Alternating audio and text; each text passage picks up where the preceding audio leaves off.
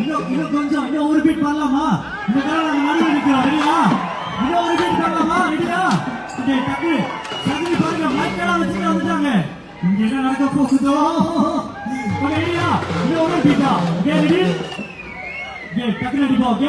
3, 2, 1, let's go!